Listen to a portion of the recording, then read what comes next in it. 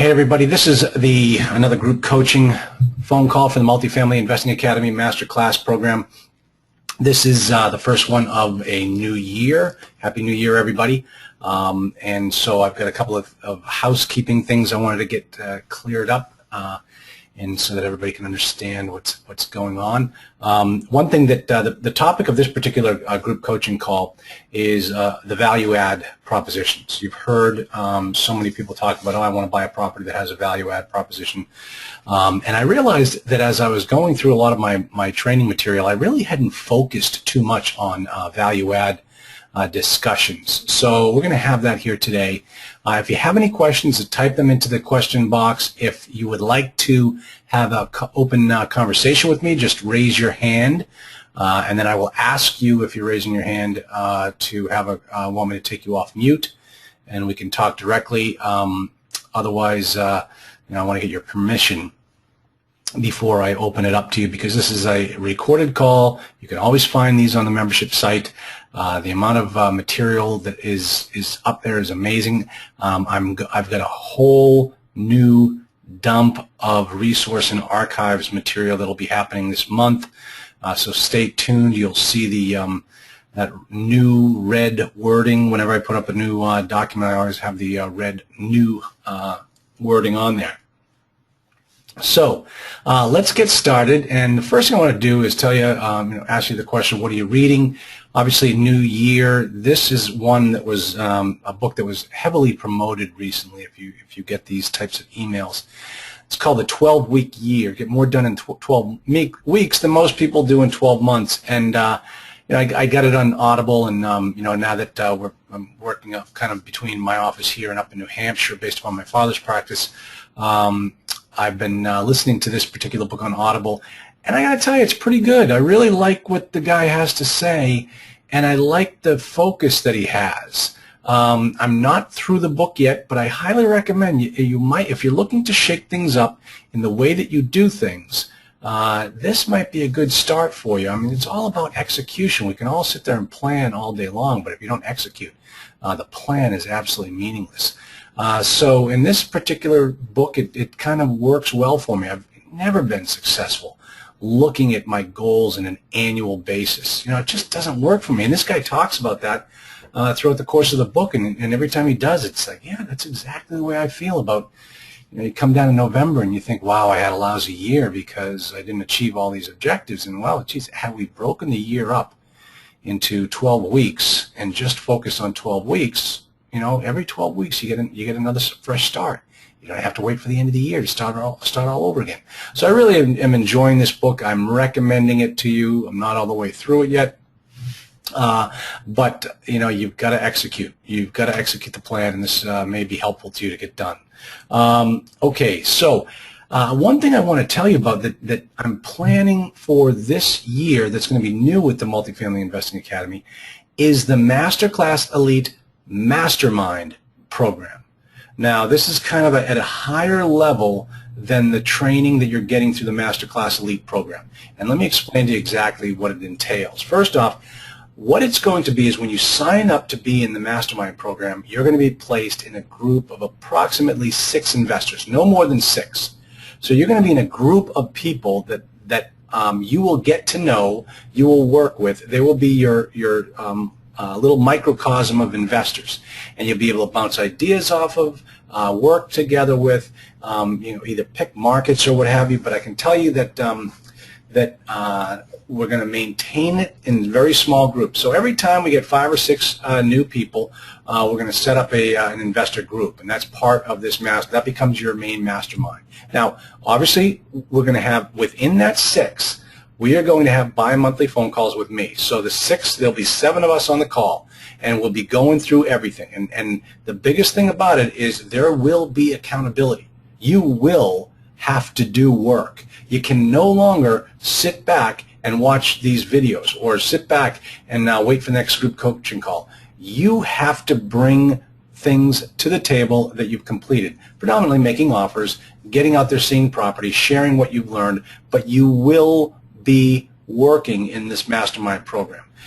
You must be making offers. I haven't decided how we're going to do this, but you got to be making offers. When you're in this mastermind group, you've just got to be making offers on a regular basis. It's almost like you show up with these 6 other investors, and everybody has to be making offers or it just doesn't work. You will learn so much from other people, and you'll find out how easy it is to actually make offers.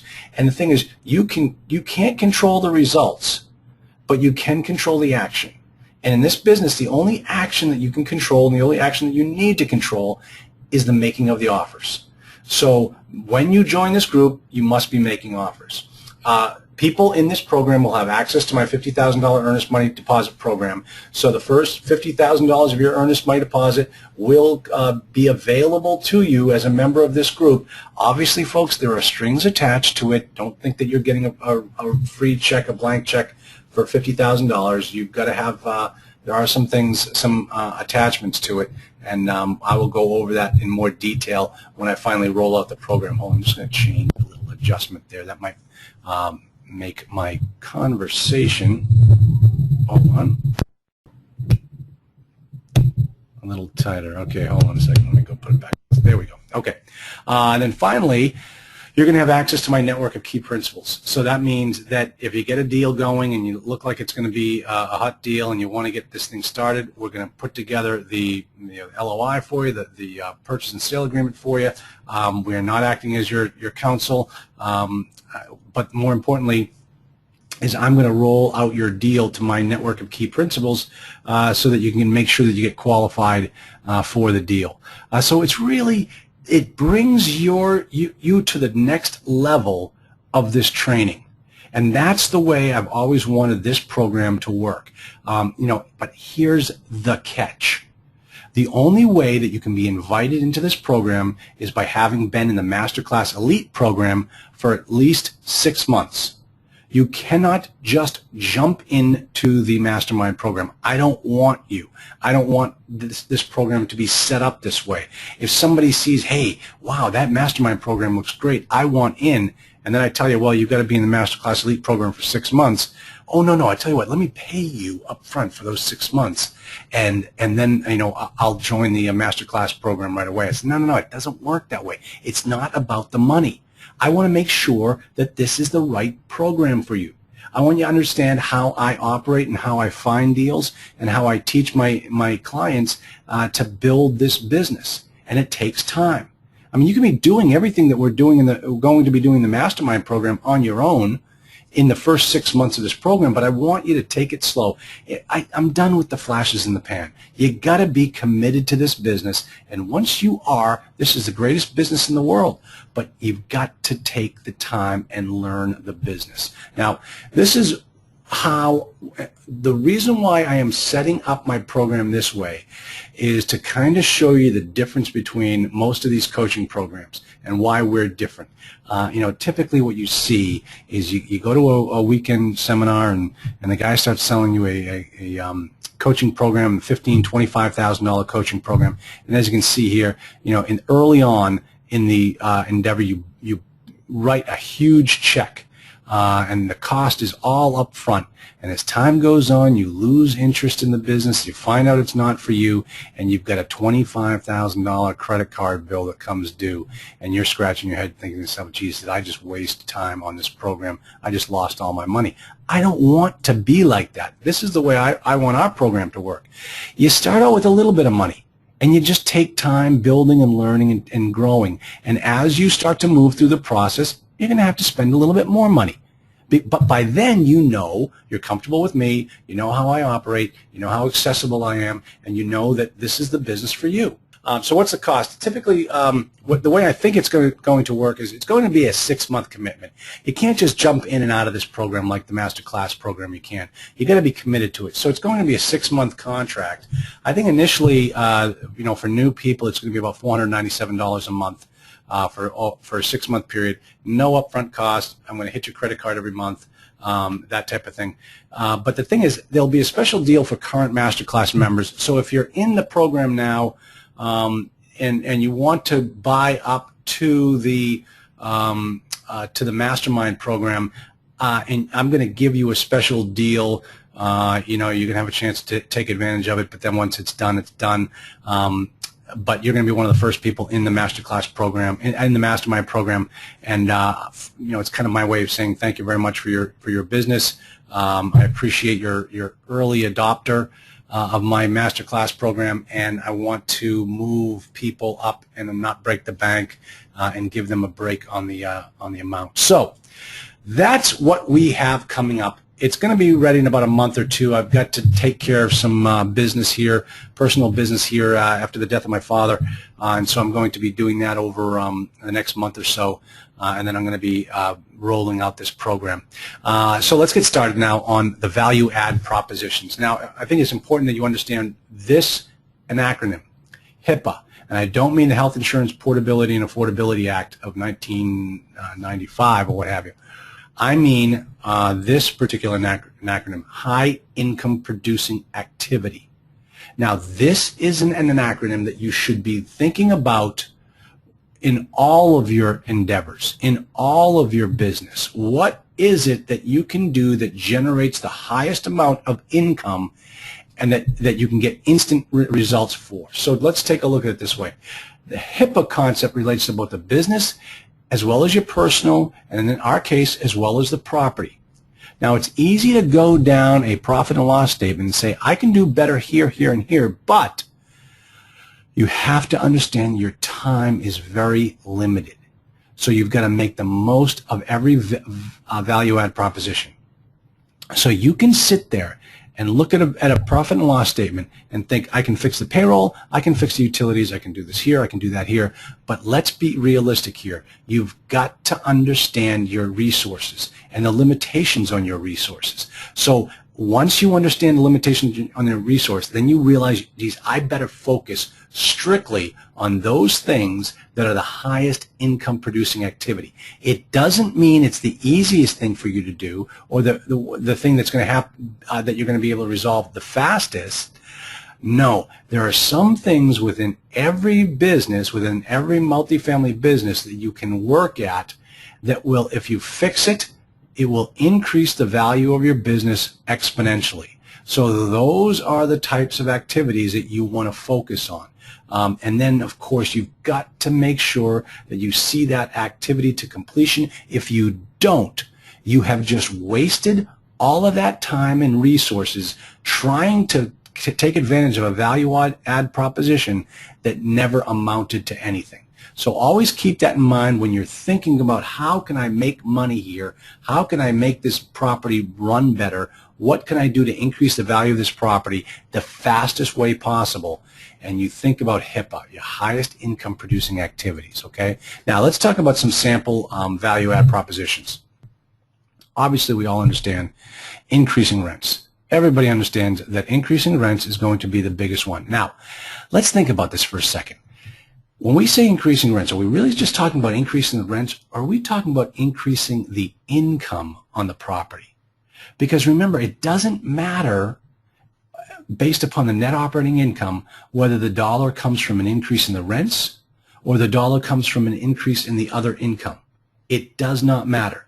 That number will drop down to your bottom line and be capitalized. So keeping in mind the HIPAA concept, what is going to be the highest income producing activity by increasing your income? Should we just go about increasing rents? Is that it? Are we maxed out on all the other sources of potential income? Maybe they don't even exist. So we don't even have to focus on increasing other income. Or maybe increasing other income is going to be a lot easier than increasing the rents. But easy is not what we're always looking for. We're also looking for the highest impact.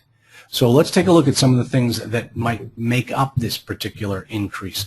You know, pet fees. Maybe they're not charging for pet fees, pet deposits. That's a very simple one that you can take care of every time the lease renews. You fix the lease so that it's covering pet fees and pet deposits. Now, cell towers. Did you think about putting a cell tower on your property? Does it work? Can it fit? There's a guy out of Nashville, Tennessee, another former lawyer, who all he does is negotiate contracts for apartment complexes for their cell towers. That's a great other income. I know a guy that was trying to sell a property. It was a dog. He was losing money on it all the time. But then somebody told him to put a cell tower on the property. Now he won't unload the property. The property is going to hell in a handbasket, but he doesn't care. He's making as much money on that cell tower than he could ever make on the rent, and he doesn't have to do anything for it. Other things are water bill back systems where you decide, hey, you know what? The water is just killing me, and I need to go back and increase the rents. I remember one time I had this particular property manager on one of my properties. She was kind of a pain. You know, everything with her was a drama. And I thought to myself, I got out of the insurance business so I didn't have to deal with these types of dramas. Now I've got a property manager in that same property, and you never know it was the same property because everything runs smoothly now. But this particular property manager, she was lazy. And I said, listen, we got to go up in the rents. We're at 96% occupancy, and we got to do something. She goes, oh, we can't go up in the rents. People will move. I'm like, well, where are they going to go? There are only 3 shows in town, and they're all at 96% occupancy. Why can't I increase the rents? Oh, no, you can't do it. People will be so mad. Well, what if I charge $25 a month for a water bill back? She goes, oh, yeah, we could do that. That would work. And I just sat back, that's one of those palm plantings with your head where you're just kind of, throwing it back there saying, you got to be kidding me. You mean I can increase the rents? I can't increase the rents, but I can get water, $25 for water. Who cares? Yeah, I didn't care either. But I ended up getting it. It worked. It was a way to increase the income on the property without increasing the rents. And then we have vending machine money and MTM. MTM is month-to-month tenancies, and that is a way that if somebody does not want to sign a 12-month lease, well, then their property, their units have to be be charged a premium. That's just the way it goes. So let's see. All right, next we have market surveys. If you're going to increase the rents, what you have to do is survey the markets. You can't just go up on the rents. You got to figure out what your competition is doing. Guys, I'm telling you, so many new investors, and listen, I'm guilty of it. It happened to me. We went and increased the rents on one particular property without doing a market survey, and we got killed. People moved. You have to understand the elasticity of the rent based upon the market that you're in. What does that mean? You got to figure out how far can I push rents on an annual basis before people say, forget it, I'm moving. Sometimes it's as low as $10 a month. Most tenancies, you can't go up $100 a month. People will walk. So you've got to do a market survey before you figure out exactly what your new rent number should be. Otherwise, if you increase the rents too fast, people will move, you'll have high turnover costs, and everything that you try to achieve on that property by increasing the income will have failed. How much can you increase the rent? That's something that you need to think about. Now, another sample value-add proposition is to decrease the vacancy. Well, that sounds crazy. On one side, we're increasing the rents, and the other side, we're decreasing the vacancy. Well, here's what I mean. Before you decide exactly what the, whether you can increase the market vacancy or increase the occupancy on your property, you first need to know what the market vacancy is. What does that mean? Every submarket has a market vacancy. You can typically find this type of information in a report like with Marcus and Millichap. You go in there and they will tell you exactly what the market vacancy rates are in a particular submarket in a metropolitan statistical area. So once you know what the market vacancy is for that submarket that you're looking to own in, then you compare that number to the existing vacancy rate on the property. How does it compare? Are you right in line with the market? Well, if you're right in line with the market, then decreasing the vacancy is never going to be a value-add proposition because you can't do any better than the market. You might be able to do better than the market, but don't go out there thinking that you will, especially if you're looking to raise private money. You got to look at that investor in the eye and say, hey, this is where we're going to make money in this property. And if you start using pie in the sky projections like that your market vacancy, your vacancy is always going to be higher than the market, you'll lose credibility right away. And the other thing is you need to understand the difference between physical and economic vacancy. Now, I'm going to talk about economic vacancy in the next slide, but let's talk for a moment about physical vacancy. Physical vacancy are the heads in the beds. It's cleaning out the bad blood. You know, and the thing is, you shouldn't just walk into a property and start cleaning it out. I've had so many third-party management companies approach my properties with just that mindset. Oh, we're getting rid of the bad blood. Well, you know what? That bad blood may have been bad blood, but they paid their rent every month, and I need that rent. And so the property management company doesn't see it that way. They just want to have a nice, easy property where they can train those tenants to be great tenants and they won't have any problems going forward. Yeah, that's great, and that's what we all want, but, you know, it's going to take time. You can't do it right away. And as I said, it's not just the heads in the beds. You've got to screen your new tenants very well.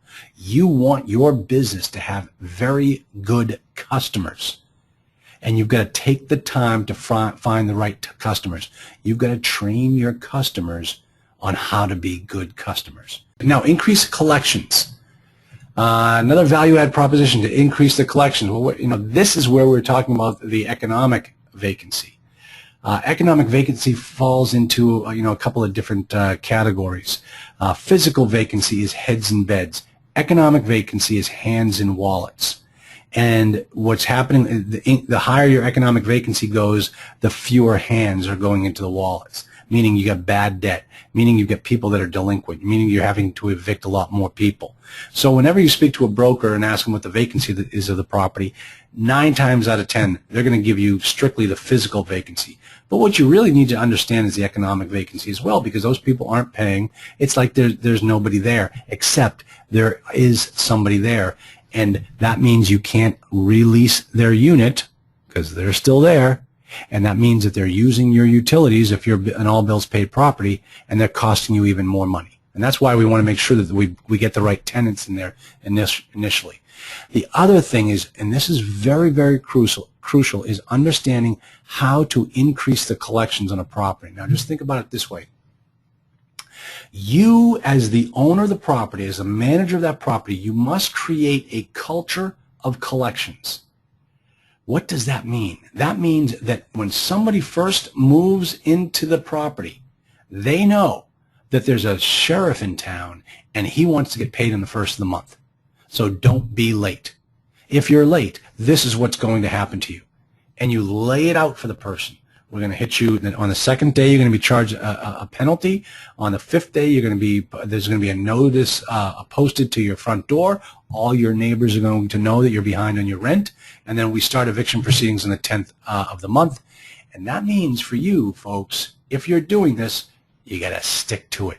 Every single month, you're going to make sure that that you're posting those signs, that you're hitting people with the late fees, you're evicting people who haven't paid you within a certain amount of time, because paying rent on time is part of this culture of collections, and you're going to train your new customers as to exactly how you want to do business with them. So the other thing is, you just cannot hesitate to evict someone. You cannot treat anyone differently. Your eviction process must be standardized. And just like that lady justice, and as we say, as you can see, she's blindfolded. She can't tell the difference between one tenant versus the other. She has to treat everyone equally. That's how it has to be done when you're evicting people. And also, just don't forget, there's another nice picture of the Lady Liberty. It's also amazing the images you can find on the internet. Scary dude. All right. Let me just check here for questions. Make sure that let me just blow it up here. And okay, audio is cutting in. Okay, I can hear now. All right, good. Looks like everything is going right along with the sound. Good. See some familiar names on there. Hello, everybody. All right, another sample value add proposition is, when you're looking at the profit and loss statement, you're going down it, you're going to see, oh, I can cut the expenses here, I can cut the expenses here. It's kind of important to understand what you really can do, how you need to cut expenses, and what you really are not going to be able to do. And remember, it goes back to that concept of HIPAA.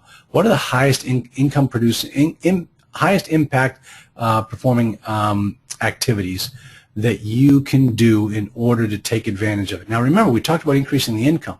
You increase the income $1, that's the equivalent of saving $1 of expenses. So we're going to look at the income side as well as the expense side and get the same type of results to the bottom line. Now just understand, expense creep is very real. I just did a comparison between 12 months of last year between one of my properties and the same time 12-month period this year, and I compared the expenses. I got to tell you something, folks. I was really impressed with the fact that many of the expenses that we had last year were virtually identical to the expenses we had this year. So the expense creep was not that bad.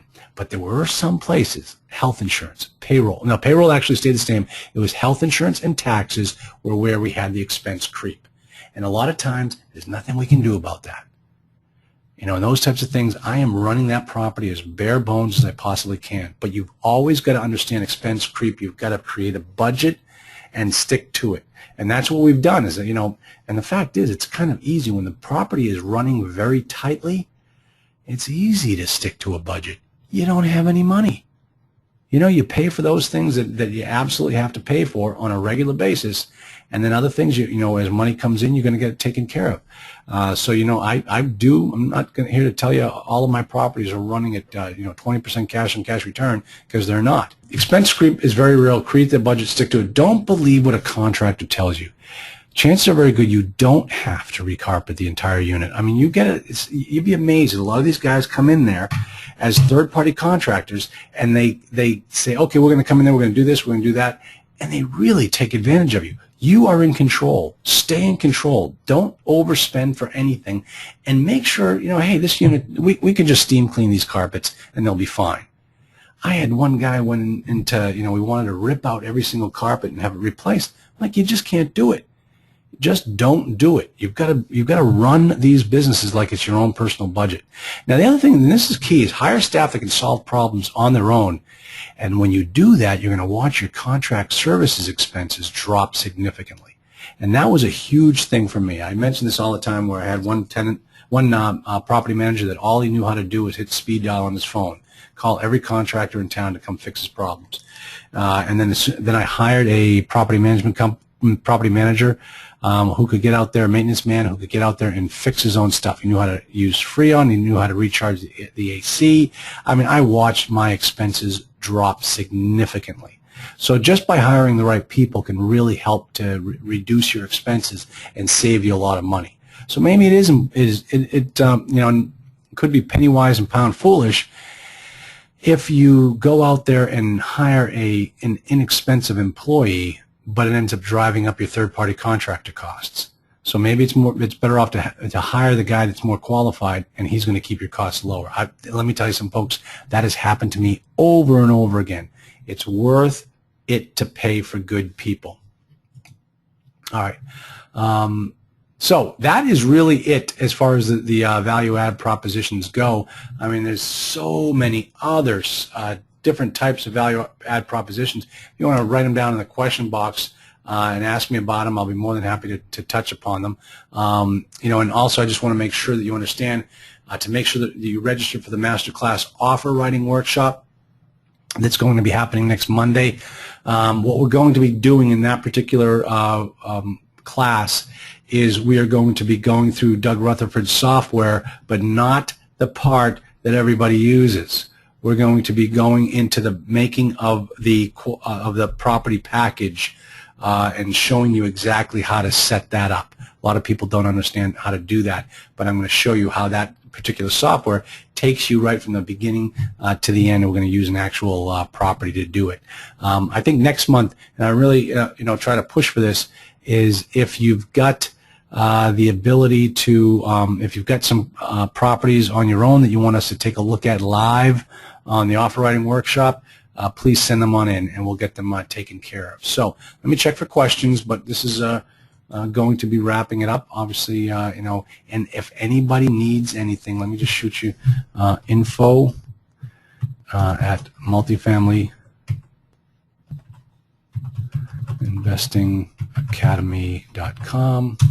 Just go ahead, shoot me an email. I just put it up there on the chat box, and I will be more than happy to, you know, help you with any questions. I know that a couple of times, you know, you send me over a question, you put your cell phone number on there, you're going to get a call from me. I want to make sure that I speak to you, that you understand what's happening, and that you don't make any mistakes. So that is it for this particular masterclass group coaching call. If anybody has any deals that they're working on that they need my help with, just shoot me over an email. That's what I'm here for. I'll walk you through the process. I have one particular actually client on this call who is probably hoping that I stay late tonight to look at his purchase and sale agreement that he sent in. He's got an accepted LOI and he needs some help with the purchase and sale contract. And I will tell that particular masterclass student that I got 2 hours of sleep last night. I'm dying. I will look at his contract first thing tomorrow morning, and I will get over my my comments and changes. I hope he knows who he is as I mention this. So, all right, everybody. Hey, it's been a good time. Let's make this a really good year. 2015. You know, do it in 12-week chunks. You can get a lot accomplished. Remember, it's all about activity. It's all about making sure you make offers. That mastermind program is going to keep everybody accountable. That's why I think it's going to be a good next step in your development. But that's it. And I look forward to speaking with you all in next Monday. Okay. Thanks, everybody. I'll talk to you soon.